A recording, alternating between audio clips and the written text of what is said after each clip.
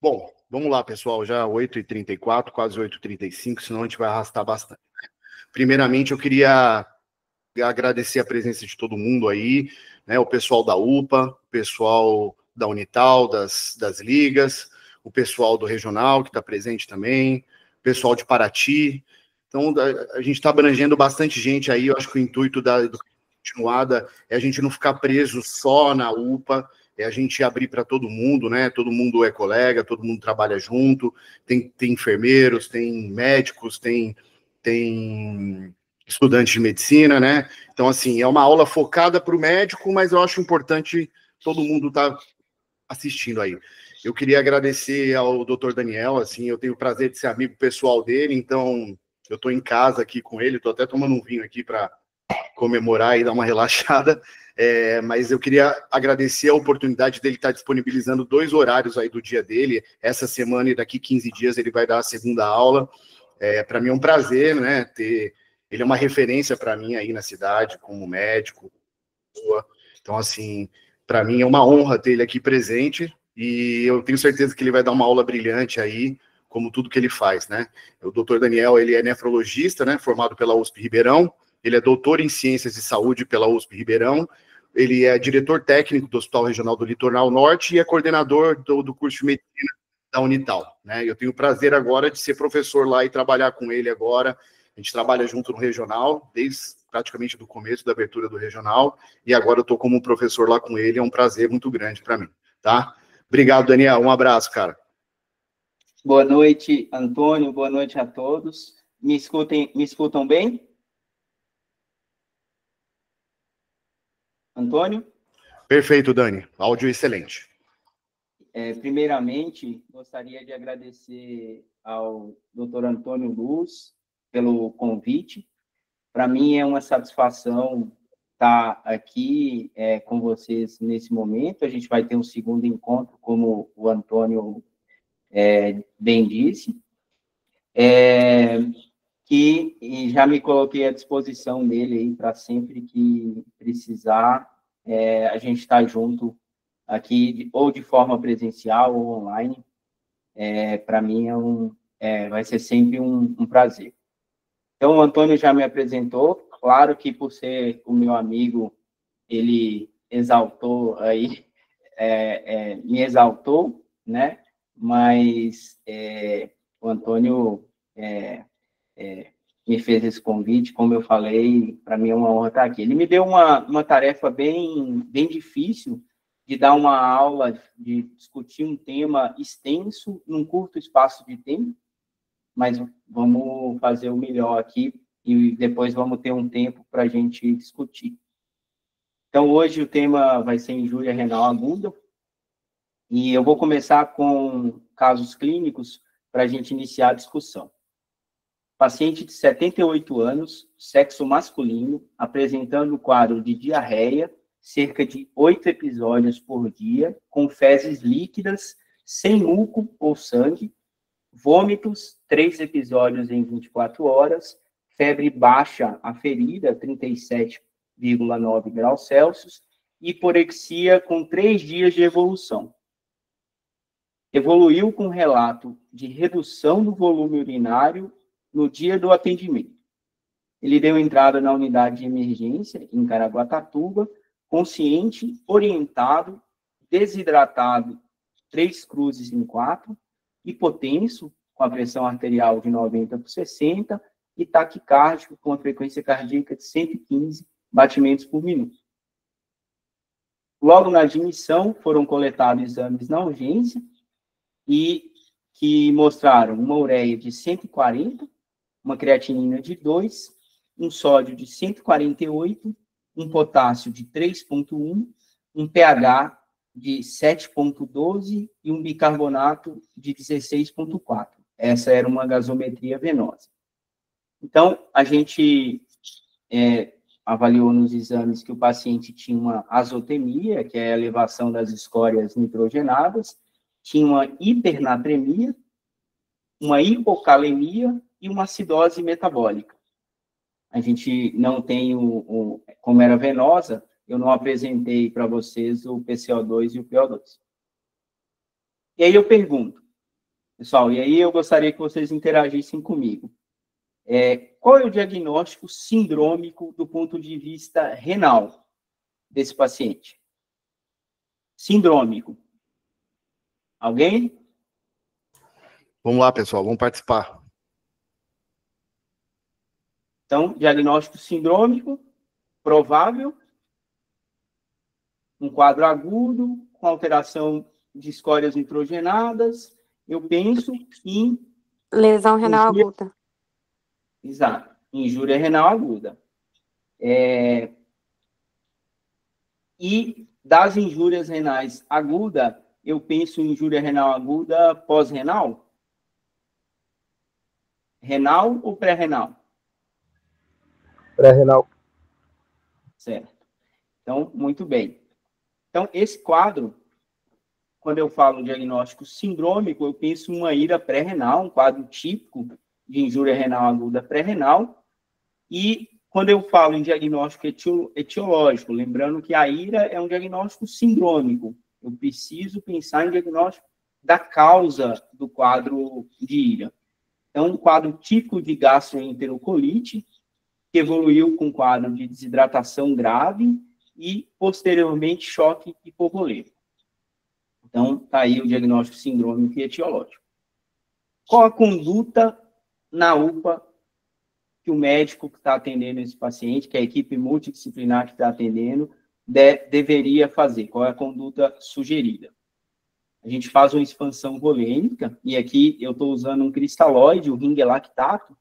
A gente usa 1.500 ml, nesse caso foi usado 1.500 ml EV em um acesso venoso periférico calibroso, que correu aberto.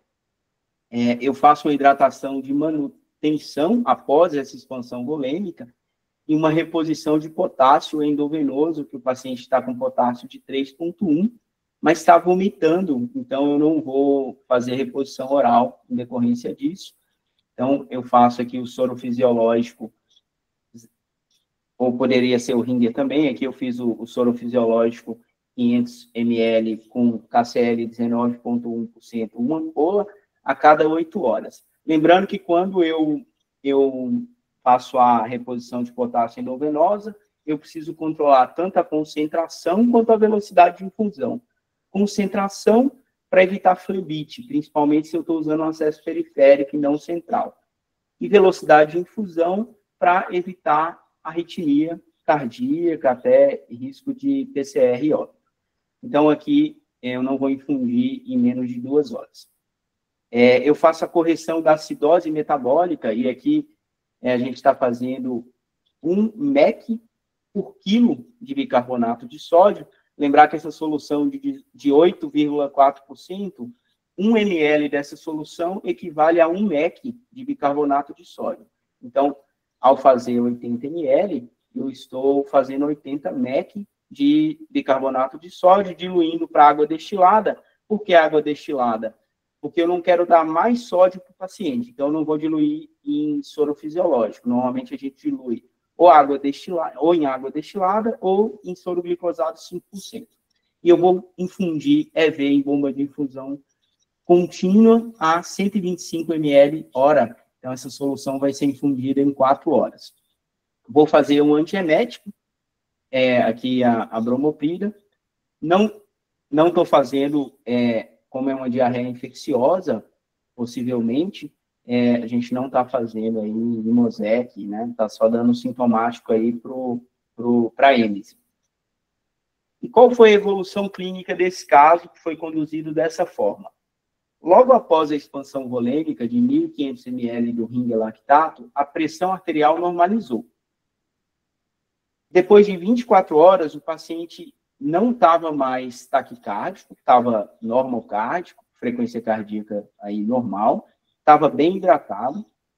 Após 24 horas, eu corrigi a acidose metabólica. E depois de 48 horas, eu corrigi a calemia. Eu mantive aí o potássio sérico em níveis normais. O paciente evoluiu com melhora progressiva da azotemia e ele recebeu alta após 3 dias da internação, já com ureia de 50 e a creatinina de 1,2. Então, já com uma redução significativa dos níveis das escórias nitrogenadas. Não necessariamente ainda com retorno para o nível basal do paciente, que eu não tenho. Então, a gente vê, nesse caso, como um quadro bem conduzido de uma ira pré-renal tem uma boa evolução. Infelizmente, isso não é o que a gente vê no dia a dia, em vários serviços de saúde. Então, a importância, e isso não é função do nefrologista, pessoal. Isso é função do clínico, do médico emergencista, do clínico que está atendendo o paciente. Então, eu não preciso ser especialista para fazer toda essa conduta e fazer com que o paciente evolua de forma satisfatória. Então, um outro caso, para exemplificar, paciente de 32 anos, sexo masculino, dá entrada na unidade de emergência com hematêmese volumosa, após cerca de 24 horas do primeiro episódio, ou seja, o paciente demorou para procurar o serviço de urgência. Ele negava episódio semelhante anterior. Esse paciente, na verdade, ele foi para o serviço de urgência levado pelo SAMU. Então, o familiar ligou para o SAMU. E ele nunca tinha tido um episódio semelhante de hematêmese, nunca tinha tido um episódio semelhante anterior, perdão. Ele tem história de etilismo crônico com ingesta diária há cerca de 15 anos. Ele encontrava-se, ao dar entrada, sonolento, mas responsivo e comunicativo, Glasgow 14. Ele estava hipotenso, com pressão de 80/50, e taquicárdico, com frequência cardíaca de 120. Nos exames laboratoriais, que também foram coletados na entrada, ele tinha uma ureia de 120, uma creatinina de 3,9, um sódio de 134, um potássio de 6,2, um pH de 7,20 com bicarbonato de 16, um HB de 5,3 e um HT de 16,2. E no eletrocardiograma de entrada tinha apenas taquicardia sinusal. Não tinha alteração de onda T, de QRS, apenas uma taquicardia sinusal. A conduta imediata é um paciente grave em sala de emergência, né? Então, foi monitorizado, um acesso venoso, coletado exames, feito eletro, tudo de forma prioritária. Eu fiz uma expansão volêmica aqui com soro fisiológico. E essa é uma boa pergunta. Por que aqui eu usei soro fisiológico e não Ringer? Quem arrisca? Alguém? Pessoal, o Ringer lactato hoje é a solução cristalóide de escolha. É controverso ainda esse top 1 do cristalóide, mas em geral é o que os estudos mostraram uma leve vantagem do Ringer lactato em relação ao soro fisiológico, mas com algumas exceções. Então, o Ringer lactato tem potássio e cálcio. Então, se o paciente está hipercalêmico, ainda mais uma hipercalemia já, de certa forma, considerável, eu evito usar o Ringer lactato e uso o soro fisiológico, apesar do risco de acidose hiperclorêmica associado ao soro fisiológico. Então, se está com hipercalcemia ou hipercalemia, eu tenho uma tendência a preferir o soro fisiológico. Então, dessa forma. O hemoconcentrado, 2 concentrados de hemácia, eu já solicitei esses concentrados antes mesmo de ver o valor da hemoglobina, isso é importante. Eu fiz a correção da acidose metabólica e da hipercalemia. Então, acidose metabólica, eu repus o bicarbonato da mesma forma que eu repus que eu fiz a reposição no caso anterior, 1 mEq por quilo. Lembrar que o paciente com hipercalemia, a correção da acidose metabólica no paciente com hipercalemia já reduz o potássio. Então, dentre as medidas de hipercalemia, vamos lá. Gluconato de cálcio. Por que eu não fiz aqui? Porque o elétrico estava normal e o paciente estava monitorizado em sala de emergência. Então, teoricamente, eu não preciso fazer o gluconato de cálcio nesse caso, já que ele está monitorizado, por mais que essa alteração pode vir a acontecer, se acontecer, eu faço. Tá? Então, não necessariamente. eu preciso fazer o gluconato. E eu faço as outras medidas para hipercalemia. Aqui eu não fiz a furosemida, porque o paciente estava hipovolêmico, hipotenso, então não optei por não fazer o diurético para espoliar potássio. Eu fiz a glicoinsulina, que é nada mais, nada menos que uma solução de insulina com glicose. Na verdade, a medida para hipercalemia é a insulina. A insulina regular, ela pega o potássio que está no extracelular e joga para o intracelular. Então, apesar dela não alterar a concentração total de potássio, ela tira do sangue e joga para dentro da célula. Mas eu faço com a glicose para o paciente não ter hipoglicemia, para diminuir o risco dele não ter hipoglicemia como efeito colateral da insulina. O salbutamol spray tem a mesma função da insulina, ele joga o potássio para dentro da célula, aqui eu também faço. Como o paciente vai ficar de jejum, eu não faço o Sorcal, que é a principal resina de troca, existem outras, mas é a custo efetivo aí que a gente tem, que é de menor custo. Como o paciente está de jejum, não tem por que fazer o Sorcal. Então, essas foram as... E lembrar do bicarbonato, que aqui não vai só corrigir a acidose metabólica, mas vai também contribuir para a redução da calemia. Além disso, obviamente, jejum. Eu fiz omeprazol 80 mg EV em bolos e mantive 40 de 12 em 12 horas. E, importante, após a estabilização clínica, realização da endoscopia. Após a estabilização clínica. A endoscopia, o paciente tinha uma úlcera gástrica com sangramento ativo, em que eu fiz uma realização de injeção local, o endoscopista fez essa controle de sangramento com injeção de adrenalina, e houve interrupção visualizada no exame do sangramento após a injeção.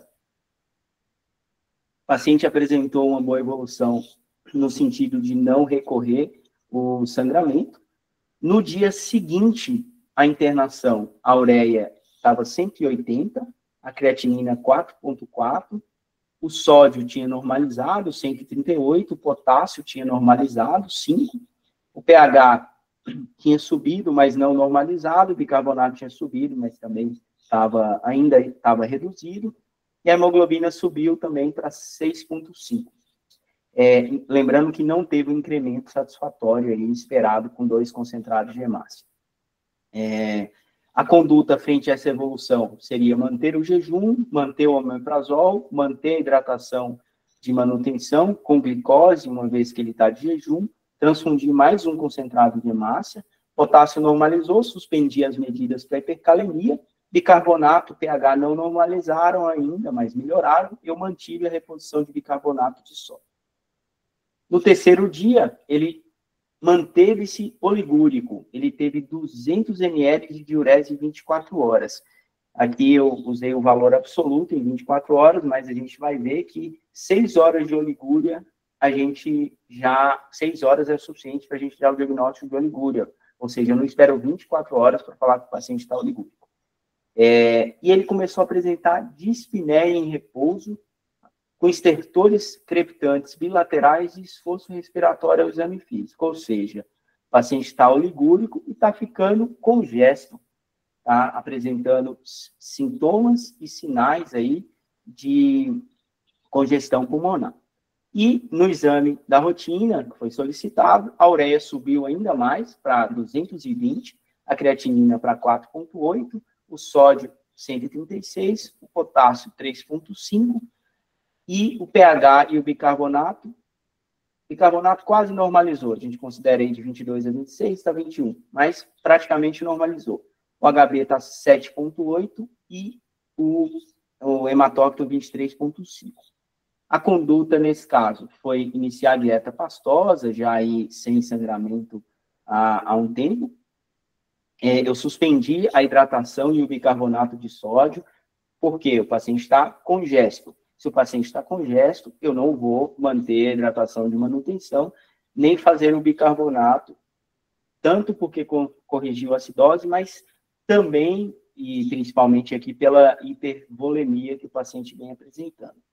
E apesar de ter corrigido a acidose, foi indicado o início de terapia renal substitutiva, que é a hemodiálise, por essa evolução, piora progressiva de escórias, oligúrio, começando a ficar congesto. Então, não espero ter uma emergência dialítica aqui nesse caso, para uma indicação absoluta para indicar a terapia dialítica. Foi implantado o cateter em veia jugular interna direita, que é a veia de escolha, com técnica séptica de Seldinger, sob anestesia local. A punção foi guiada por ultrassom e confirmado aí a ausência de complicações que o cateter está bem locado na veia cava superior com um raio-x de tórax. E eu prescrevi a primeira sessão de hemodiálise para o paciente, aqui só para exemplificar para vocês como que é uma prescrição de hemodiálise. Eu prescrevi 3 horas de terapia, eu controlo o fluxo de sangue, 250 ml por minuto, o fluxo do dialisado. Tá? Aqui a gente deixou fluxos mais baixos pelo fato de ser a primeira sessão, para evitar síndrome de desequilíbrio, o paciente não estabilizar. Eu não fiz heparina, porque eu tinha acabado de implantar o Shire. Eu controlo quanto que eu quero de sódio no banho, 140 mEq por litro, de potássio, 2, de bicarbonato e a temperatura do banho. E eu determino exatamente quanto de líquido eu quero tirar. Então, a ultrafiltração efetiva, fora o que eu vou infundir de soro durante a terapia, seria 1 litro nesse caso. Então, só para exemplificar aqui para vocês, essa seria a prescrição, mas como curiosidade. Após 10 dias do início da hemodiálise, o paciente evoluiu com aumento do volume urinário e após 14 dias com redução espontânea de escórias nitrogenadas. E o paciente teve alta hospitalar, então, com segmento ambulatorial com nefro e com gastro. Vamos lá, pessoal. O paciente teve, então, esse quadro, que eu vou perguntar para vocês aqui, só para a gente ir um pouco mais rápido. O diagnóstico sindrômico, nesse caso, foi uma ira renal, certo? O paciente, ele teve uma ira renal, uma necrose tubular aguda isquêmica, e o etiológico, ele teve uma úlcera gástrica, que evoluiu com HDA, com choque hemorrágico e com NTA isquêmica. Então, essa foi a evolução do quadro. Por que eu encaminhei para o nefro se ele recuperou função renal? Isso é fundamental. Esse paciente tem grande chance de ficar com sequela, ou seja, de evoluir com doença renal crônica. Não dialítica, obviamente, já que ele recuperou, pelo menos não de imediato, mas ele obrigatoriamente precisa sair do hospital com encaminhamento para o nefro. E por que para o gastro? Parou de sangrar, tratou, é só eu dar o omeprazol e pronto. Não. Úlcera gástrica pode ser doença ulcerosa péptica, mas pode ser câncer gástrico. Endoscopicamente não dá para diferenciar. E é óbvio que eu não biopsiei durante um episódio de HDA.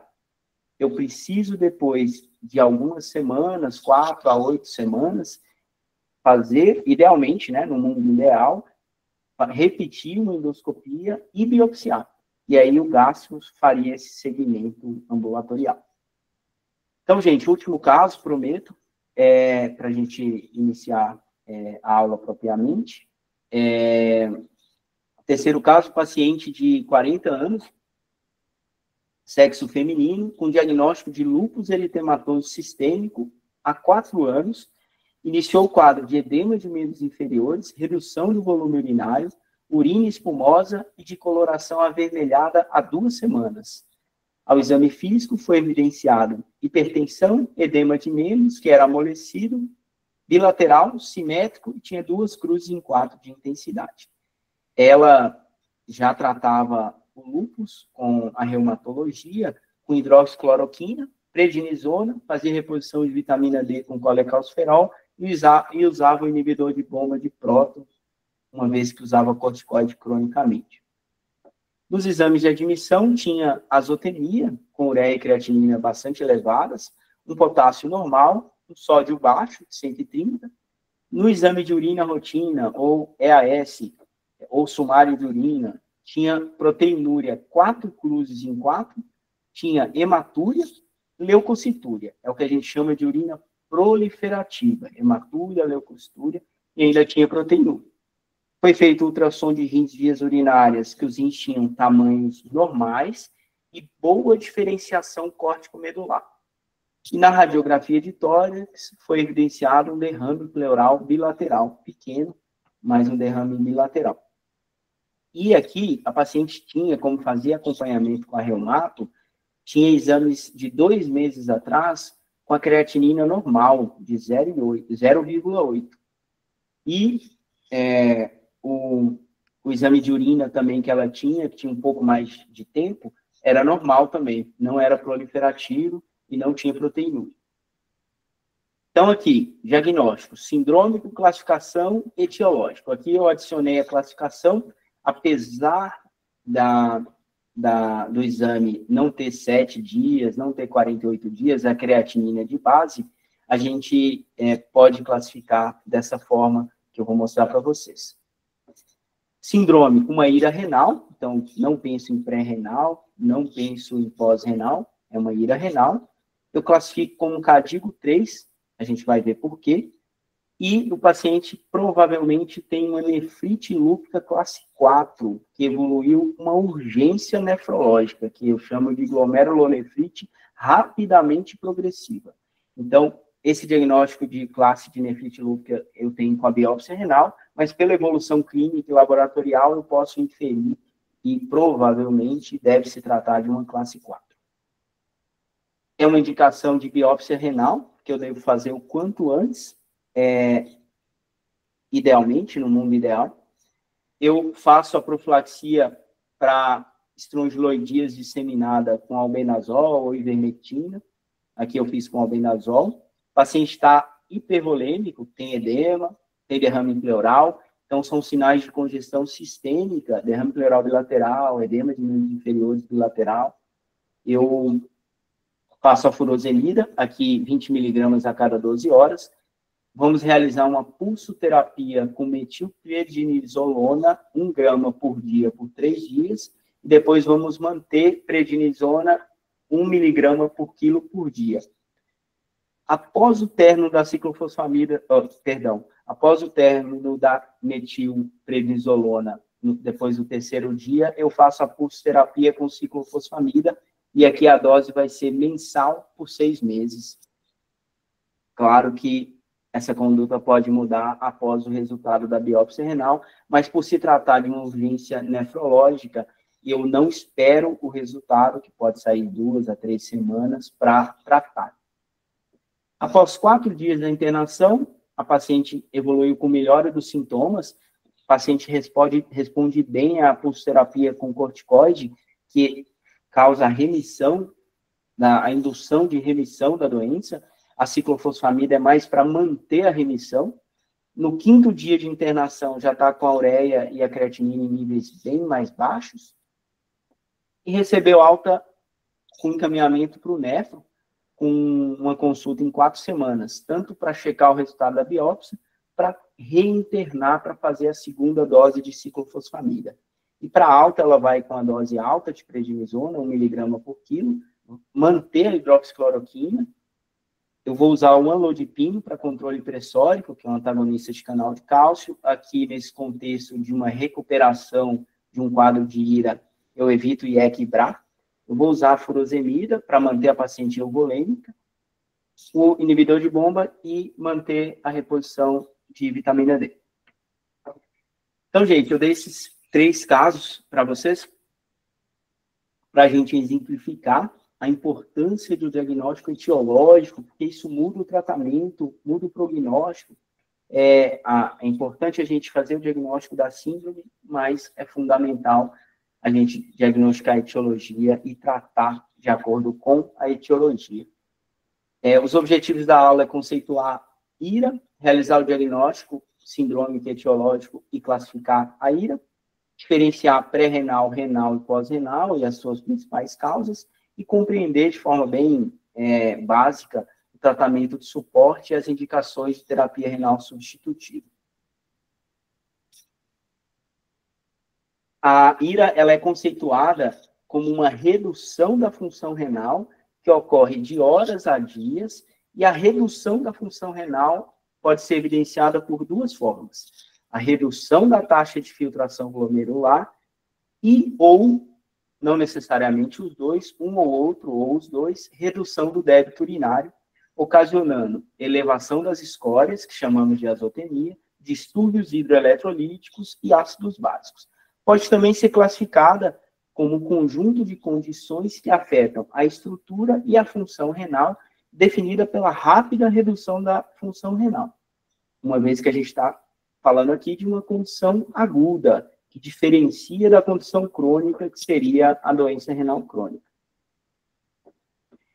Basicamente, de forma sumária, a epidemiologia, a gente divide a IRA em comunitária e hospitalar. Hospitalar, quando ela ocorre após 48 horas de internação em ambiente hospitalar.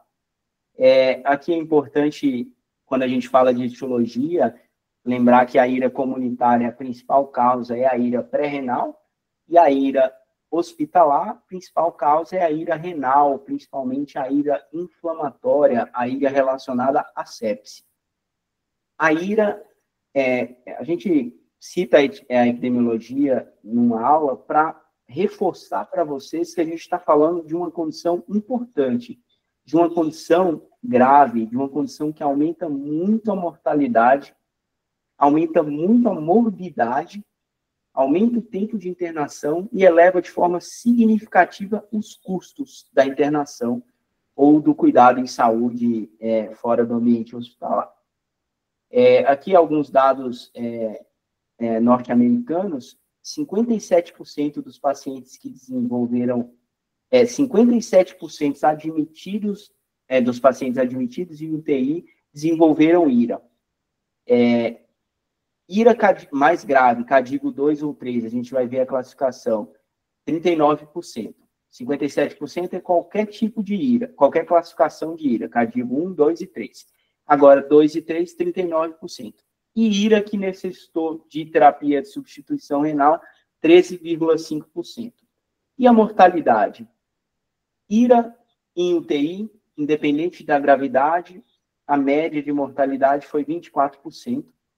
Agora, a mortalidade em pacientes com IRA na UTI que precisam fazer hemodiálise vai até 60%, em alguns estudos até 70%, uma mortalidade altíssima. Então, o paciente tem grande chance de morrer.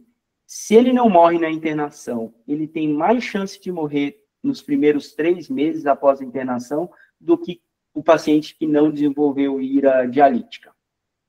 E não morreu na internação, não morreu nos 3 primeiros meses, ele tem grande chance de ficar renal crônico.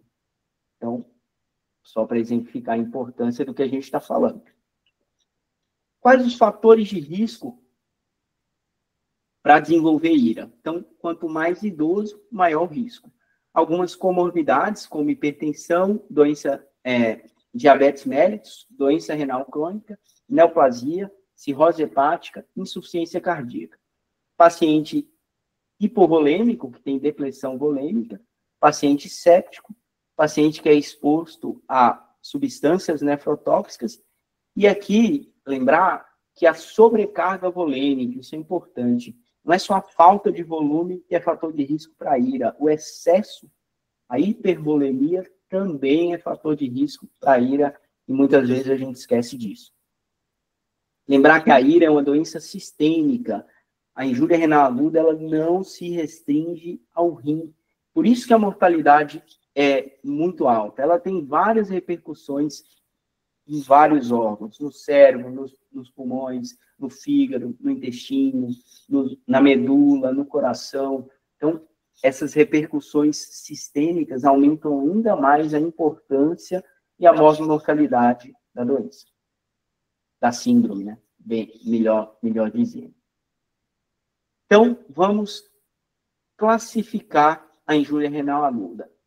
Antes de 2004, tinha mais de 35 definições diferentes. Isso complicava bastante os estudos, porque como que eu comparo um estudo com outro se cada um usou uma definição? a gente tinha os termos insuficiência, lesão e injúria. O termo mais antigo era insuficiência, que a gente parou de usar, uma vez que, quando eu falo insuficiência, eu estou falando de uma lesão mais grave, o órgão já está insuficiente. Na verdade, essa condição, ela tem relevância mesmo em estágios menos graves. Então, a gente deixou o termo insuficiência um pouco de lado. Lesão renal aguda foi o próximo termo, que é mais adequado, mas ainda tem um detalhe. A ira pré-renal tem lesão renal? Não. É pré-renal, é hemodinâmica. É antes do rim. Ou seja, eu não tenho lesão renal, então também não seria o melhor termo. Então, a injúria renal aguda seria um termo mais adequado, levando isso em consideração. Eu tenho limitações nas classificações a partir do momento que eu uso a creatinina como um passo importante para fazer essa classificação, esse diagnóstico, eu vou ter limitações. A gente vai falar disso. As classificações mais importantes é a classificação de Haifel e a de Akin, que hoje o CADIGO, que é uma associação que estuda nefrologia, uma associação internacional, basicamente ela juntou a classificação de Haifel e de Akin e fez a classificação de CADIGO, que é a que a gente usa atualmente, já tem alguns anos. Falando da creatinina. A creatinina, ela é produzida através da degradação da fosfocreatina. Aqui eu não vou me estender muito, porque senão a gente não acaba a aula hoje. Ela é uma substância livremente filtrada pelos glomérulos, ela não é metabolizada ou reabsorvida, e ela é secretada em pequenas quantidades nos túbulos renais. É ideal? Não. É longe da cistatina C, é ainda mais longe da inulina. O ideal seria uma substância totalmente inerte. É uma substância que seria livremente filtrada, não metabolizada, não reabsorvida e não secretada. Mas ela é secretada. Então, ela sofre influência de massa muscular, de idade, de raça, de gênero, de ingesta proteica, de uso de medicamentos, de uso de suplementos alimentares, principalmente a creatina. Então, ela é longe de ser o marcador ideal, mas é o que a gente usa na prática, tanto por questão de custo e questão de custo-efetividade. As outras não mostraram que vale a pena a gente investir mais em exames mais caros, não muda muito o manejo clínico dos pacientes.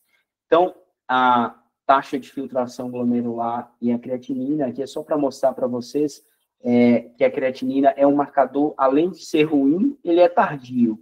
Ou seja, no primeiro gráfico, quando eu tenho uma redução abrupta da taxa de filtração glomerular, que é o que acontece na ira, a creatinina aqui embaixo, ela demora a se elevar.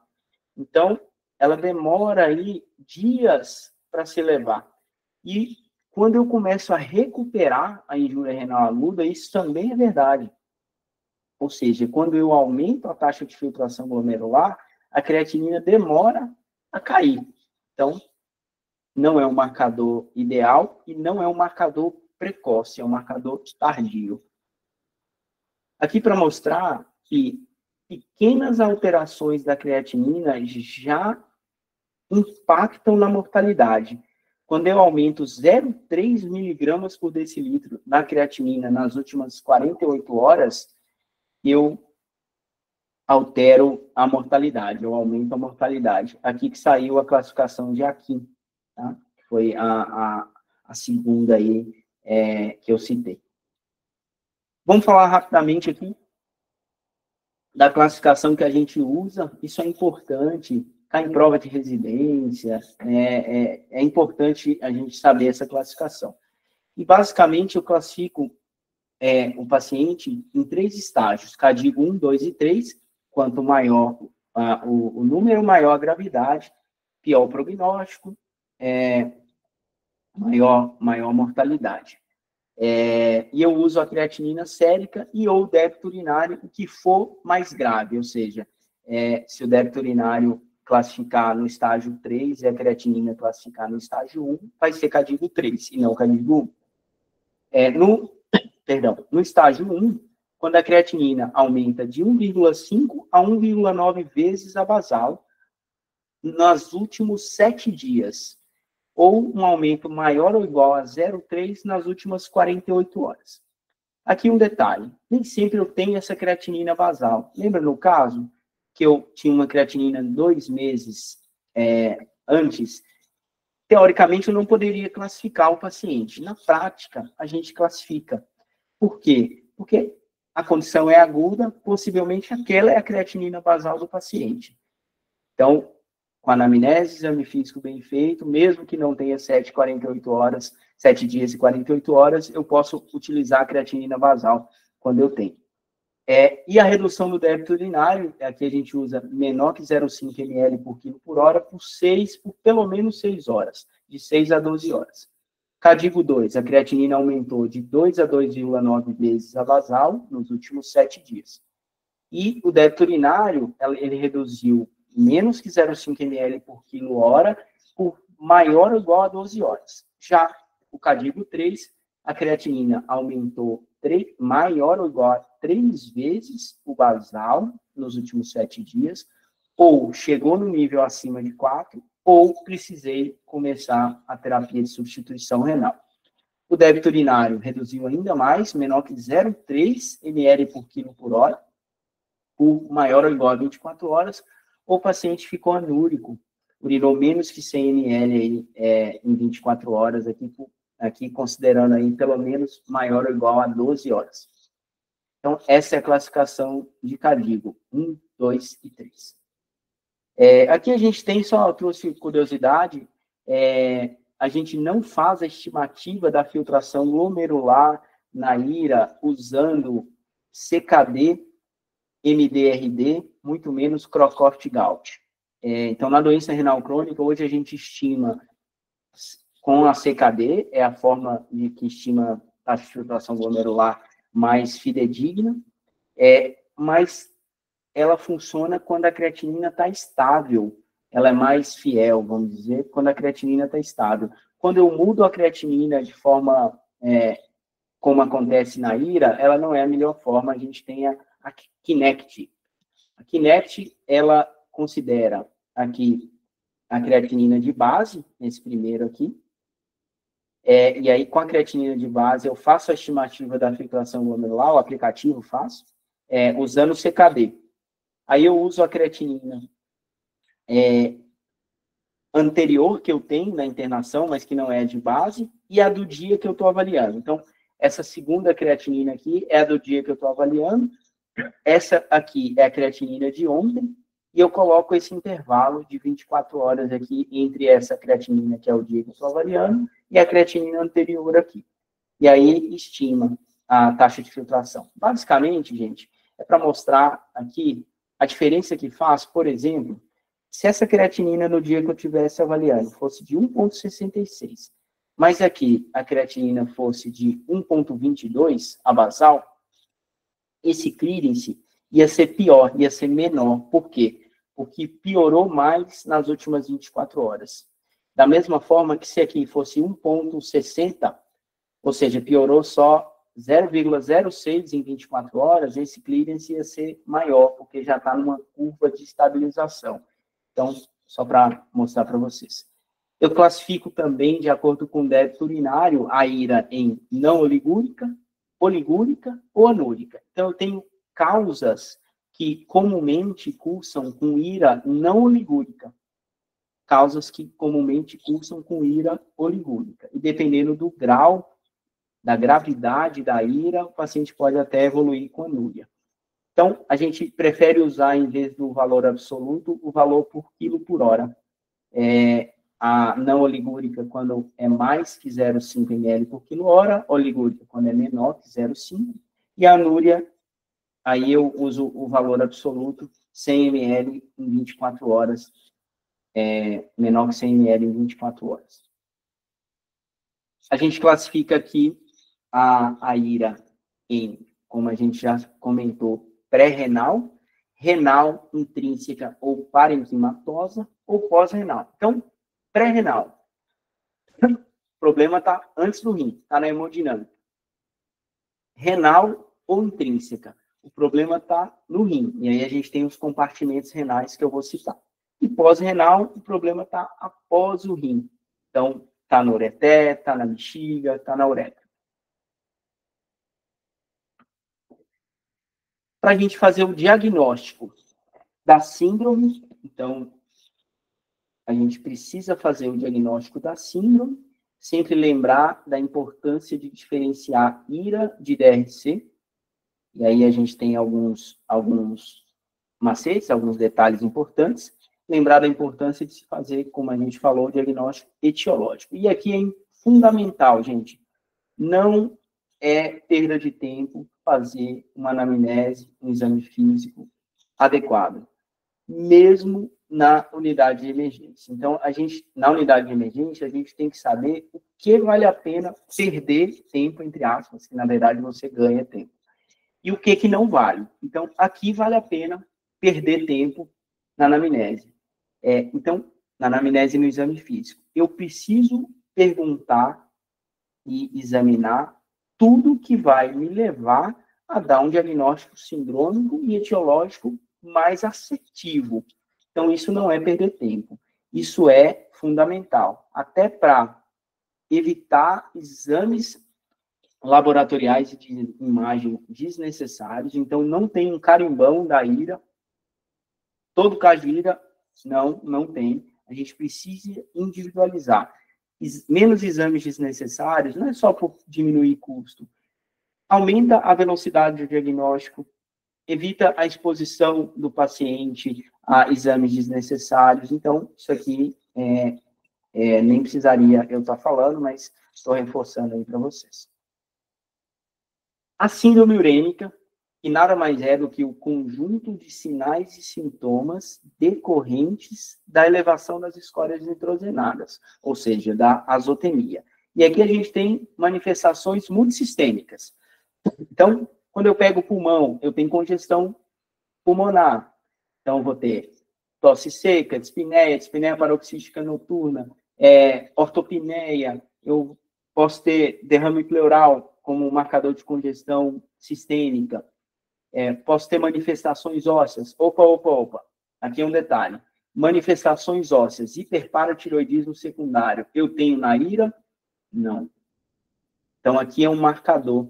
Quando eu tenho aumento de PTH, possivelmente, o paciente tem doença renal crônica, não tem IRA. Manifestações cardiovasculares, como edema, aumento de pressão arterial, risco de miocardite, principalmente pericardite, alterações endócrinas, neurológicas, hematológicas, gastrointestinais e dermatológicas. Hematológicas tem um detalhe, a anemia, quando é por causa da doença renal, eu não vejo também da mesma forma que o hiperpara. Então, a presença de anemia secundária à doença renal fala a favor de doença renal crônica e não de injúria renal aguda. Isso é complicado porque o paciente séptico com injúria renal aguda vai ter anemia, né? O paciente com pancreatite e injúria renal aguda pode ter anemia e não ser doença renal crônica. Então, para eu responsabilizar a doença renal como causa da anemia, aí eu preciso ter uma doença renal crônica e não uma injúria renal aguda. Então, 2 detalhes aí da síndrome urêmica. E aqui lembrar da síndrome urêmica da IRA ser diferente da síndrome urêmica da doença renal crônica. Aqui é uma condição aguda, então o paciente não se adaptou a esses sintomas, então ele está muito mais sintomático do que o paciente com doença renal crônica. Então, esse é um outro detalhe importante.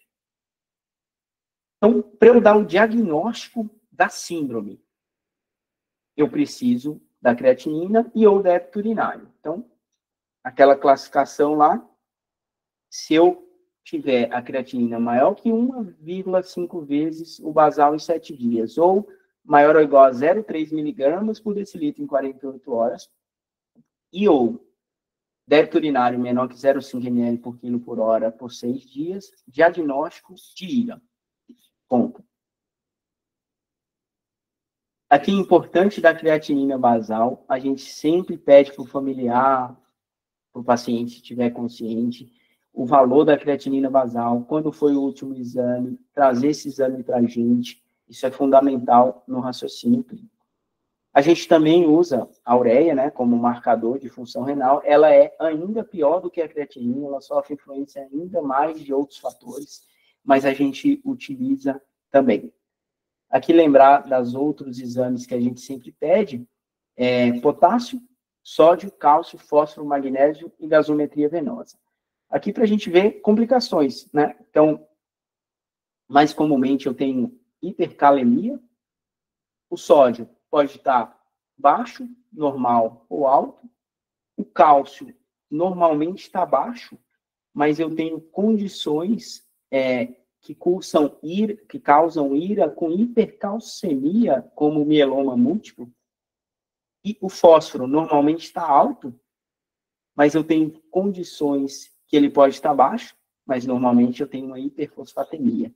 O magnésio eu sempre tenho que dosar, porque tem estudos mostrando que se eu tenho hipomagnesemia na ira, se eu não repor esse magnésio, eu pioro a evolução da ira, eu diminuo a chance de recuperação. Então, é importante dosar o magnésio. E a gasometria para eu ver se tem acidose metabólica.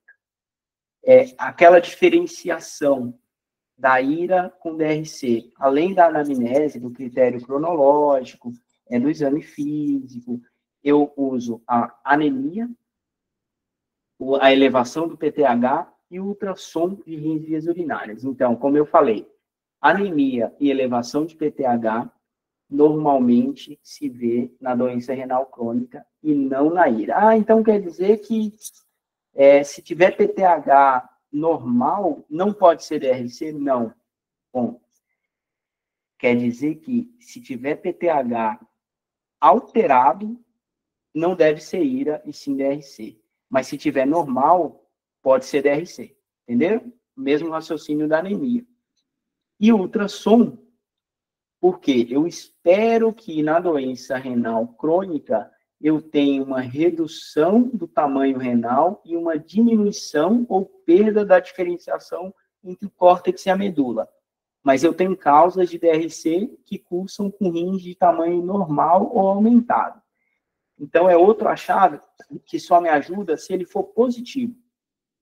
Ou seja, eu faço um ultrassom e ele vem normal, do ponto de vista de tamanho e de diferenciação, não vai me ajudar. Mas se eu faço um ultrassom e ele vem com rim diminuído e com diferenciação córtico-medular reduzida, aí sim ajuda, fala a favor de ser crônico.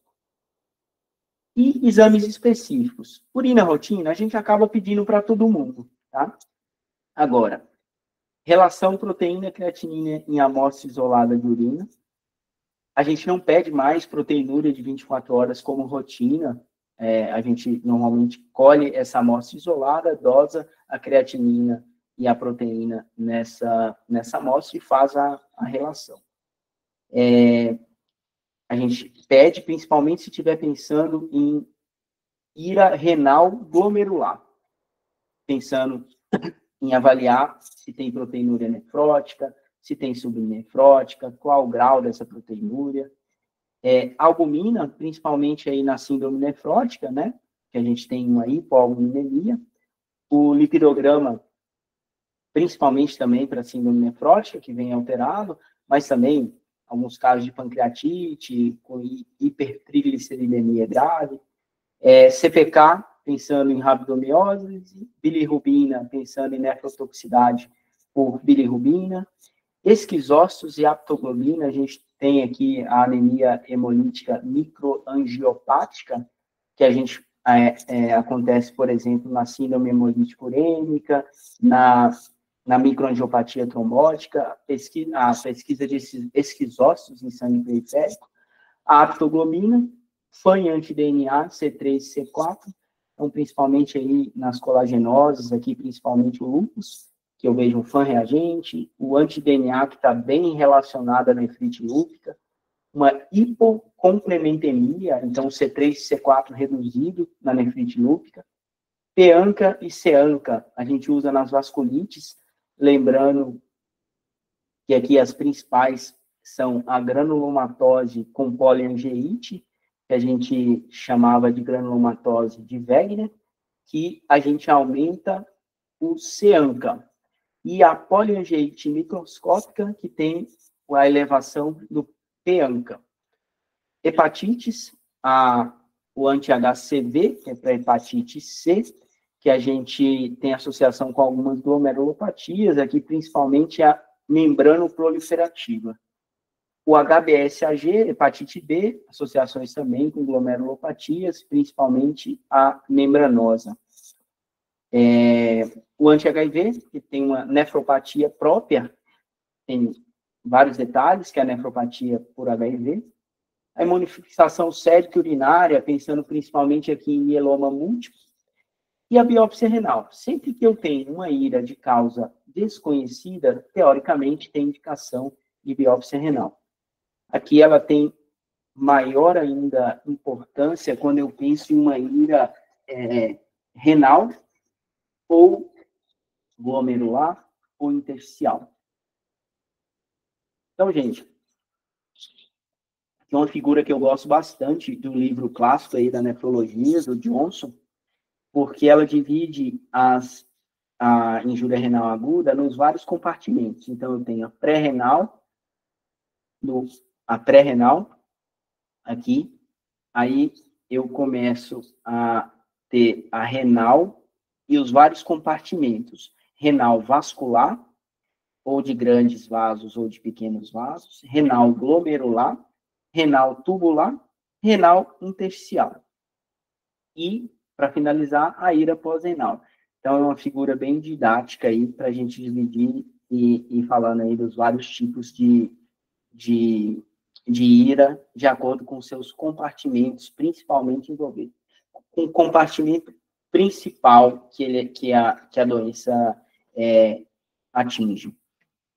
Então, quando eu falo em IRA renal, como a gente falou, o problema está antes do rim, ou eu tenho depressão de volume, o paciente teve uma hemorragia, como o paciente do segundo caso, está tendo hematêmese, o paciente está perdendo fluido, ou por diarreia, ou por colostomia ou ileostomia de alto débito, isso é importante,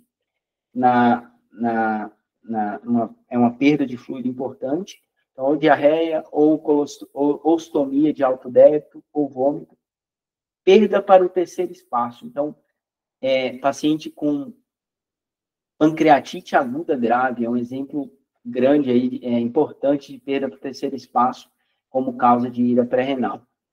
Perda renal, principalmente secundária ao uso de diuréticos, e aqui o diurético de alça, a furosemida, é o principal, pela sua potência. Perda cutânea, aqui importante aí o grande queimado, às vezes esse é o motivo da IRA pré-renal, de forma bem comum, inclusive. A redução do débito cardíaco, então, paciente com insuficiência cardíaca descompensada, aqui principalmente um perfil C, tem redução do débito cardíaco, evolui com IRA. Um TEP, principalmente TEP maciço, evoluindo com choque obstrutivo. Eu não tenho redução de volume, depressão de volume, mas eu tenho redução do volume arterial efetivo, seja porque tem a vasodilatação da sepse, seja porque o paciente tem uma insuficiência hepática avançada, tem uma vasodilatação esplâncnica, ou por anafilaxia e choque anafilático, ou algumas intoxicações agudas. E eu tenho uma autorregulação renal prejudicada. Eu quero dizer que eu tenho alterações da arteríola aferente e eferente que alguma coisa está desregulando a constrição e dilatação dessas arteríolas, principalmente aqui AINES, IECA, BRA, inibidores de SGLT2, dapaglifosina e empaglifosina. A obstrução pós-renal, e aqui eu falo falando da IRA pós-renal, é pouco comum frente às causas renais e pré-renais, em torno de 5% somente dos casos, e o quadro, em geral, é bem típico. Então, deveria ser de fácil diagnóstico. Infelizmente, isso nem sempre é o que acontece na prática, e aqui o clínico não pode deixar passar despercebido isso aqui. Então, o quadro clínico é bem característico, o paciente tem sintomas prostáticos, o paciente tem sintomas típicos de cólica nefrética, o paciente teve uma parada de eliminação súbita de urina, né, ficou anúrico, tem hematúria macroscópica, muitas vezes com coágulos, eu tenho uma massa abdominal palpável, ou um câncer, ou a bexigoma, tem esse quadro de dor suprapúbica na presença do bexigoma, dor lombar, ou na cólica renal, ou na própria obstrução mesmo, na própria ureterohidronefrose. Então, o quadro é bem típico, com anamnese e exame físico bem feitos, não dá para passar isso aqui. O exame de imagem é importante para confirmar, mas com anamnese e exame físico bem feito, se faz o diagnóstico na imensa maioria das vezes. É a suspeita diagnóstica. Lembrar que a obstrução ela pode ser da pelve renal, mas basicamente de forma mais comum ureteral. Ela pode ser ureteral unilateral ou bilateral, e ela pode ser também do colo da bexiga ou da uretra. E aqui, gente, ira pós-renal, a gente tem que sempre lembrar de hiperplasia prostática benigna e câncer de próstata em homens idosos, uma causa importante. Nesses casos, na maioria das vezes, uma simples sondagem vesical de demora resolve ali a urgência nefrológica, né, que o paciente se encontra. Mas também a gente lembra de cálculo renal ureteral em paciente com rim único. Né? Então, o cálculo está impactado no ureter e o paciente só tem um rim, ou um rim, por inúmeras causas, né? Tem rim único. Cânceres ginecológicos, cânceres coloretal, que comprime o ureter de forma extrínseca. Eu falei da hiperplasia prostática benigna, mas tem também o câncer de próstata. Tem alterações que causam bexiga neurogênica. Por exemplo, o paciente teve um trauma raquimedular, e aí ele ficou paraparético ou paraplégico, ficou constipado e ficou com bexiga neurogênica. Então, causa também uma ira pós-renal, que pode evoluir com um quadro de uropatia obstrutiva aí em DRC. Agora, gente, falando das iras renais, a gente... Desculpa, eu estava vendo o horário aqui. Tentar um pouco mais rápido.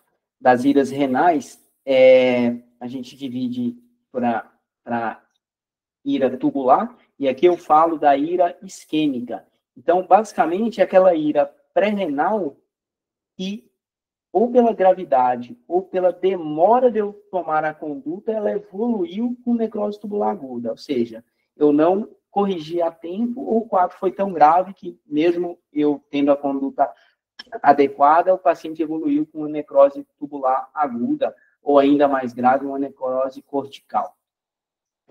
A ira inflamatória é aquela injúria renal aguda relacionada a sepse, choque séptico, ou a síndrome da resposta inflamatória sistêmica, ou por politrauma, ou por pancreatite grave, ou um pós-operatório. A ira nefrotóxica, ainda estou no compartimento, então, tubular. O paciente tem uma necrose tubular aguda por nefrotoxicidade. Aqui a gente precisa falar do contraste iodado, das tomografias e do cateterismo cardíaco. As medicações, aqui antibióticos, principalmente aminoglicosídeos, amicacina, gentamicina, a vancomicina, a polimixina B, a anfotericina B, lembrar que a desoxicolato é mais nefrotóxica do que a liposomal, os AINES, a cisplatina, um quimioterápico, e a cocaína.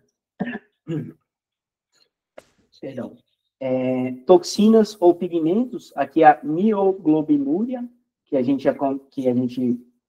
acontece na rabdomiólise, a hemoglobinúria, que acontece nas anemias hemolíticas, podem acontecer, a hiperbilirrubinemia causando bilirrubinúria, como os casos de hepatites, principalmente casos de hepatites, de coledocolitíase, que podem cursar aí com nefrotoxicidade por aumento importante de bilirrubina. Aqui, falar da rabdomiólise, que é bem importante, mas por causa do tempo, eu vou tentar acelerar. Principal manifestação é mialgia e fraqueza, principalmente em região de panturrilha. Tem várias causas, como politraumatismo, uso de medicações como estatina e fibrato. Lembrar que a associação de estatina e fibrato aumenta muito o risco e é bem perigoso. A gente nunca associa sem ter uma CPK prévia e monitorizar a CPK do paciente. Acidente ofídico, e aqui o crotálico, que é por cascavel, tem mais risco do que o botrópico. E a gente vê aí a elevação da CPK, como eu destruí muita célula, eu aumento o potássio, aumento o fósforo, aumento o ácido úrico, aumento H+, causa acidose metabólica e causa hipocalcemia, redução do cálcio sérico. E o diagnóstico, que idealmente seria por biópsia muscular, mas a gente nunca faz isso, é com quadro clínico sugestivo, mais elevação do CPK acima de 1000. Dificilmente elevações não muito acima de 5.000 cursam com ira nefrotóxica, mas acima de 1000 já posso falar em rabdomiólise. E o tratamento é basicamente hidratação vigorosa com cristalóide, ringalactato ou soro fisiológico, objetivando um aumento significativo do débito urinário. E a alcalinização urinária pode ser feita, apesar de controverso, de não ser tão importante quanto o uso do cristalóide. A nefrite intersticial aguda, quando o problema está no intestício. E aqui, gente, entenda que é uma reação alérgica no rim. Então, a principal causa é o uso de medicações, principalmente AINES e alguns antibióticos, mas tem vários, e o paciente evolui com piora de função renal, RASP, eosinofilia, leucocitúria, eosinofilúria e febre. E o tratamento é basicamente a suspeição da droga suspeita e, em casos graves, uso de corticoide. As doenças glomerulares, e aqui assim, eu não vou me delongar, porque são muitas, e só vou falar da glomerulonefrite rapidamente progressiva, que é uma urgência nefrológica, como o caso que eu exemplifiquei. O caso 3 lá do início da aula. Alguns tipos de ira especiais importantes, que é a síndrome cardiorrenal, então a interligação do coração e os rins aqui é de forma bem importante, então isso é bem comum. Tem vários tipos de síndrome cardiorrenal. Aqui a mais importante para a gente é a tipo 1, que o paciente interna com insuficiência cardíaca descompensada e evolui com piora de função renal, evolui com ira. Então, basicamente, o paciente com IC descompensada, ele está hipervolêmico e pode estar com redução do débito cardíaco. Então, o tratamento aqui dessa ira, dessa síndrome cardiorrenal causando a ira, é controlar o quadro cardíaco. Então, se é um IC perfil B, eu tenho que vasodilatar e usar diurético, corrigir a hipervolemia, que normalmente eles estão, e vasodilatar o paciente. Então, eu uso onipride, otridil e furosemida. Isso num contexto de paciente grave. Se o paciente tem um IC perfil C, eu preciso vasodilatar, usar diurético e usar inotrópico. Isso faz melhorar o quadro renal, obviamente melhorando também o quadro cardíaco. A síndrome hepatorrenal é outro subtipo importante, Então, paciente com cirrose avançada tem uma redução do volume arterial efetivo por uma vasodilatação esplênica e pode desenvolver esse quadro gravíssimo de elevada mortalidade. E o paciente precisa ter cirrose, precisa ter ascite e precisa se enquadrar nos critérios de diagnóstico da IRA. Eu falo que é um diagnóstico de exclusão, então o paciente não pode estar séptico, não pode ter glomerulopatia, não pode ter usado droga nefrotóxica, e eu tenho que ter certeza que, na verdade, não é uma IRA pré-renal. Por isso que eu faço a expansão com albumina por 2 dias. A expansão com albumina por 2 dias é, basicamente, excluir IRA pré-renal. Então, se eu suspendi diurético, muita gente esquece de suspender, faço a expansão com albumina e o paciente não melhora, aí que eu falo que eu tenho um diagnóstico de síndrome hepatorenal e aí que eu inicio a terlipressina mantendo a albumina. Acelerei, gente, por causa do tempo. O tratamento da IRA pré-renal. Basicamente, a gente comentou, eu preciso fazer a avaliação da volemia, tenho métodos subjetivos, métodos objetivos. Então, muito importante fazer o exame físico bem feito, ver a frequência cardíaca, a pressão arterial média, o balanço hídrico diário, as perdas insensíveis, ver o balanço hídrico acumulado, ou seja, de toda a internação. E eu tenho métodos objetivos, que eu, com focos na sala de emergência, eu consigo ver se tem congestão pulmonar, se tem linhas B, eu consigo avaliar o índice de colapsidade da veia cava inferior. Em ambiente principalmente de UTI, eu consigo fazer o delta PP, consigo fazer o leg raising, medidas aí mais objetivas para eu avaliar a volemia. Mas o básico bem feito resolve na imensa maioria das vezes. Tá? E eu preciso realizar a fase de expansão rápida. A gente vê muito erro aí. 1000 ml de soro fisiológico, gota a gota, que fica correndo lá por horas. Às vezes, por uma não prioridade, não entender a importância de fazer essa expansão rápida, mesmo o paciente não estando em choque. Tá? E não usar diurético. A gente vê também muito diurético com soro. Gente, não existe soro com diurético. Ou eu faço soro, ou eu faço diurético. Excetuando 2 casos. Quando eu não quero espoliar a volemia, eu quero espoliar potássio ou cálcio. E aí, às vezes, eu faço diurético e soro. Tá? Tirando essas 2 exceções, não se pode ter na prescrição furosemide e soro fisiológico, ou ringelactato. Tá? Ainda mais no contexto de ida pré-renal. E eu monitoro a diurese hemodinâmica dos pacientes. Então, não é fazer a expansão e esquecer do paciente. O tratamento da ira renal pode ser específico e inespecífico. O específico, eu faço em alguns casos que eu tenho um tratamento ali para aquela doença. Então, a nefrite intersticial aguda, eu tenho tratamento com corticoide, glomerulopatias com corticoide, com micofenolato, com ciclofosfamida, com azatioprina, a rabdomiólise com a expansão volêmica, a síndrome hemolítico-urêmica, tratamento é até questionável, mas em alguns casos eu posso fazer plasmaférese, o mieloma múltiplo, a quimioterapia. Então, além de um tratamento suportivo, um tratamento inespecífico, nesses casos eu tenho um tratamento específico. E o tratamento inespecífico eu faço para os outros, que eu não tenho uma medicação que vai resolver o problema, mas eu tenho um tratamento inespecífico fundamental para esses casos, que é a NTA, a necrose tubular aguda isquêmica, nefrotóxica, e a inflamatória ou relacionada à sepse. A ira pós-renal, nem preciso falar, eu preciso, de forma urgente, desobstruir a via urinária. Então, pode ser que seja só uma sonda vesical de demora. Então, se o paciente tem uma hiperplasia prostática benigna ou um câncer de próstata, na maioria das vezes, passar uma sonda vesical de demora resolve o problema naquele momento.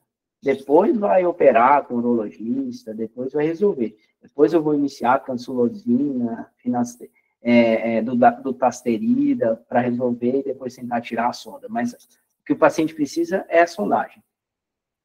Mas, às vezes, ele tem um câncer ginecológico, ela tem um câncer ginecológico que está comprimindo o ureter e a sonda não vai resolver nada.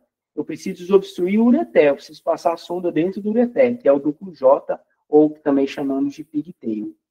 E, às vezes, o câncer está tomando tudo que, com a cistoscopia, o urologista não consegue ver o meato ureteral e ele precisa colocar uma sonda dentro do rim. Ele precisa fazer o que a gente chama de nefrostomia. E o tratamento de suporte que a gente falou, ele envolve corrigir a volemia. Eu não posso tolerar nem a hipo, nem a hipervolemia. Eu preciso manter o paciente com uma pressão arterial média boa. Eu preciso corrigir os distúrbios hidroeletrolíticos, a acidose metabólica. Eu preciso adequar a dose das medicações. Então, eu preciso corrigir dose de antibiótico. Então, tem antibiótico que eu preciso corrigir, tem antibiótico que eu não preciso corrigir. E eu estimo a taxa de filtração glomerular para fazer essa correção. Eu suspendo droga nefrotóxica, ou seja, não é porque ele já está com IRA que eu esqueço. Não, eu preciso diminuir o máximo lesões adicionais.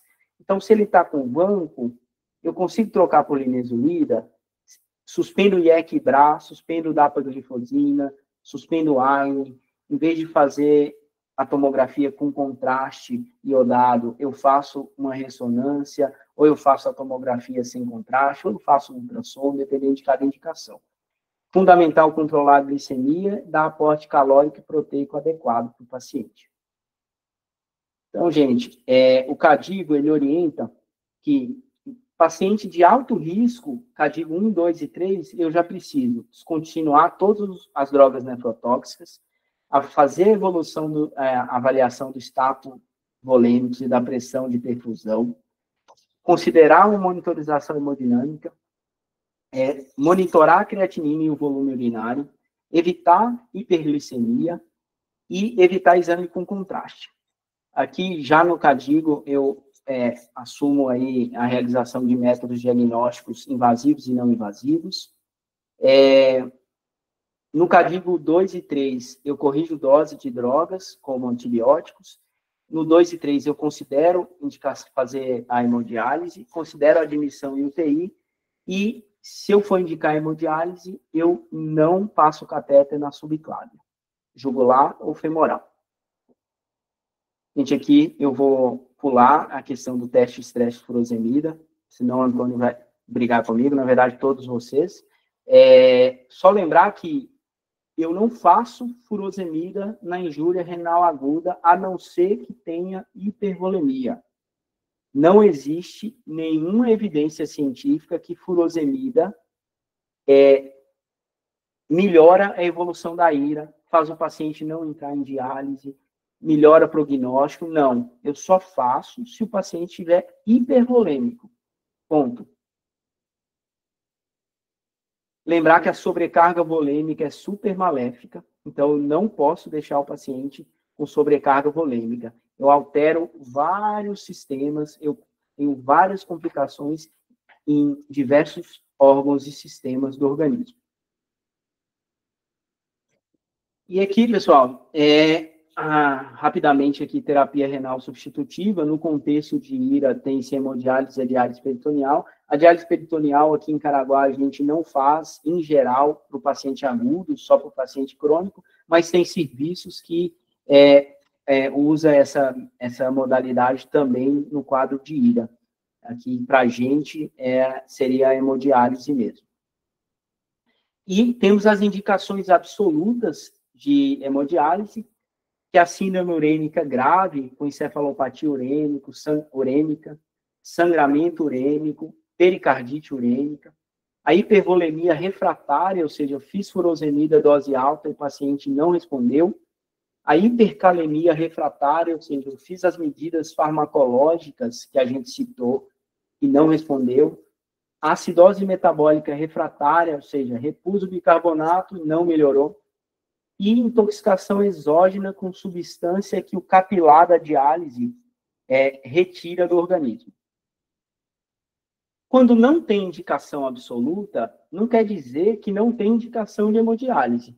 Então, eu preciso individualizar cada caso, mesmo não tendo indicação absoluta. Ou seja, não é sempre que, apesar de não ter indicação absoluta, que eu não indico a hemodiálise. Então, eu avalio a gravidade da doença, se tem chance de recuperação da função renal em dias, a disfunção de outros órgãos, a evolução dos exames, ou seja, fez um platô a creatinina nos últimos 24 horas, está piorando, está melhorando. E o que eu quero com a diálise? Às vezes o paciente não tem indicação, é um paciente em cuidados paliativos exclusivos, e a diálise vai ser mais uma medida invasiva e atrogênica. Então, gente, eu queria que vocês levassem para casa aí, take home messages. A IRA é definida como um conjunto de condições que afetam a estrutura e a função renal, com rápida redução da função renal. Ela é classificada em estágio 1, 2 e 3, de acordo com o valor da creatinina no débito urinário. Ela é dividida em pré-renal, renal ou pós-renal. Sempre devemos descartar casos reversíveis, pré-renal e pós-renal, e, se for o caso, corrigi-las prontamente. E quem precisa fazer isso? Vocês, quem está atendendo o paciente. Isso é fundamental. A sobrecarga volêmica associa-se ao aumento da mortalidade, e o tratamento da maioria dos casos de ira renal consiste em tratamento de suporte. Alguns casos, alguns que realmente têm um tratamento específico. Muito obrigado. Desculpe aí ter me delongado aí, doutor Antônio. Eu sabia que essa tarefa ia ser difícil, ainda mais que é um assunto extenso, que eu gosto bastante. Eu queria dividir essa aula em umas 3, mas você me deu essa tarefa, eu tentei cumprir, desculpa aí o prazo. Que isso, Dani, eu que agradeço aí, cara.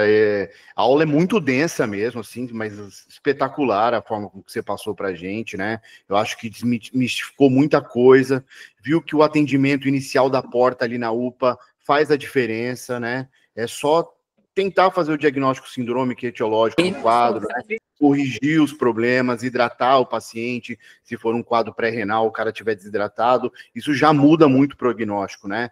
Passar uma sonda de alívio no paciente que é um quadro pós-renal, então você vê que são pequenas medidas ali que o médico da porta faz a diferença, né?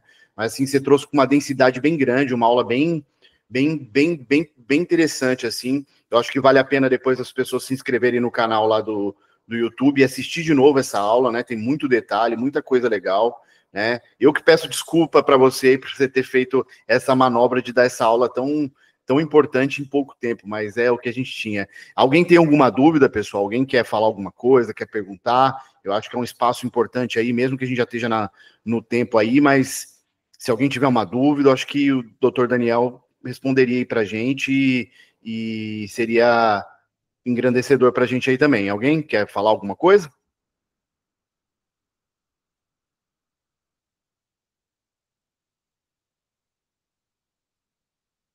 Vamos lá, pessoal. Apesar do horário aí, de eu já ter tomado bastante tempo de todos, mas vamos discutir aí. Alguém quiser discutir alguma coisa, perguntar, qualquer coisa, eu estou à disposição. E estou à disposição também, Antônio, de a gente fazer desdobramentos dessa aula, seja presencial, seja online, sei lá, hipercalemia, distúrbio de potássio. Então, eu acho que uma aula seria interessante, uma aula de gasometria, cara. Sim, com certeza. Uma aula a gente importante. Pode combinar aí. E aí, lógico, hipercalemia, eu acho que tem muitas coisas que a gente pode desdobrar aí, com certeza. Se você tiver tempo, a gente agradece. Então, pessoal, vocês não querem tirar nenhuma dúvida? Todo mundo cansado, né? Pós-dia de plantão. Mas obrigado, viu, Dani? Muito obrigado mesmo, cara. Sim, excelente aula. A gente espera o pessoal aí na próxima aula de insuficiência renal crônica, né? Que vai ser no dia 31, se eu não me engano. Sim, 31. Isso. Muito obrigado, viu, pessoal? Muito obrigado, Dani. Obrigado a todos. Boa noite. Obrigado a todos pela atenção. Obrigado mais uma vez, Antônio, pela oportunidade de discutir esse tema tão importante aí, que é a injúria renal aguda. A gente Estou à disposição aí por e-mail, por telefone. Podem, quem não perguntou aí, quiser me mandar. Tem um colega fazendo uma pergunta, Dani. Daniel, boa noite. Sempre fico na dúvida. Deixa eu ver aqui, peraí. Daniel, boa noite. Sempre fico na dúvida em como conduzir em pacientes com ira e com restrição volêmica. A pergunta é essa. Vamos lá. Parei de compartilhar. Então, ira e restrição volêmica. Então, a gente está falando de uma ira pré-renal. Quem perguntou, Antônio? Foi o doutor Iago, da UPA. Iago, vamos lá, prazer. Iago, ira pré-renal. Qual que é a conduta? Expansão volêmica, ponto, expansão volêmica. Então, e tratar a causa. Então, o paciente... Aí a gente vai precisar ver a causa. Então, o paciente, como lá, o primeiro exemplo que eu dei, paciente com gastroenterocolite, que visivelmente desidratado, nesse caso grave, evoluindo com choque, eu preciso expandir, fazer expansão volêmica, eu preciso, o quanto antes, restabelecer a volemia desse paciente. É isso que vai resolver o problema. Quando eu tenho uma causa reversível, nesse caso, eu não vou dar um Mosec, não tem nada que eu possa fazer além de solução cristalóide no sentido de corrigir a causa. Mas, às vezes, eu preciso fazer outras medidas. Por exemplo, esse paciente, ele pode usar diurético. Eu vou ter que suspender o diurético. Ele pode usar IECA e BRA. É contraindicado, vou ter que suspender. Então, tem outras medidas que eu faço. Mas, basicamente, ira pré-renal, correção de volemia, prontamente, e tentar tratar a causa que está ocasionando o quadro de depressão volêmica. Eu acho que a dúvida dele foi mais em questão do paciente que tem restrição de volemia. Desculpa, por exemplo, entendi. O paciente que tem uma insuficiência cardíaca de fração de ejeção reduzida, Entendi. E você tem que tomar cuidado para fazer volume nesse paciente, entendeu? Legal. O limiar dele ali é baixo. Excelente pergunta, Iago. Então, vamos lá. O paciente tem restrição volêmica, mas ele tem restrição em receber volume, mas ele está hipovolêmico. Então, isso não pode, de nenhuma forma, fazer com que eu não restabeleça a volemia desse paciente. O único detalhe é que eu vou ter que ser mais cauteloso. Mas cauteloso não quer dizer que eu não vou fazer os 1.500 ml, por exemplo, se eu tiver que fazer. Como no caso. Aquele paciente lá, ele poderia ser renal crônico, ele poderia ter insuficiência cardíaca, ele está chocado, com ira pré-renal, chocado. Então, eu vou fazer o volume. A diferença é que eu vou ser mais cuidadoso. Então, eu não vou infundir os 1.500 ml, ir para o quarto e só avaliar o paciente amanhã cedo. Então, eu vou infundir, eu vou auscultar o paciente. Mas eu não tenho ultrassom para ver linhas B, eu não tenho esse treinamento, eu não tenho aparelho disponível. O bom e velho beira-leito, auscultar o paciente, ver se está ficando congesto. Isso funciona bem. Claro que hoje a gente tem, né, Antônio, a gente tem ultrassom que pode nos auxiliar. Mas isso é um erro, é uma dúvida, Iago, assim, frequente, e a gente vê muitas pessoas deixando de fazer expansão volêmica porque o paciente tem 80 anos, porque o paciente tem C, porque o paciente tem DRC, e a gente não pode deixar de fazer, apenas ser mais cuidadoso, reavaliar o paciente de forma mais frequente, fazer em alíquotas, mas não deixar de fazer a expansão volêmica. Eu acho que é isso, Dani. Tá perto do paciente, auscultando, conversando com o paciente, sentindo o paciente. O ultrassom point of care aí é uma medida importante. Você vê veia cava, Venexus e tal. Mas assim, Vexus. Mas assim, o dia a dia é beira-leito no paciente grave, o paciente que está hipovolêmico e tem essa restrição hídrica. Você tem que estar perto do paciente, auscultando ele, fazendo alíquotas de 250, né, 500, e vai auscultando, não precisa fazer tão rápido, e vai avaliando o paciente ali beira-leito, né? Ele teve outra dúvida aqui, ó. No primeiro exemplo, caso o paciente tivesse uma cirrose hepática ou uma ICC, essa expansão deveria ser quanto de volume?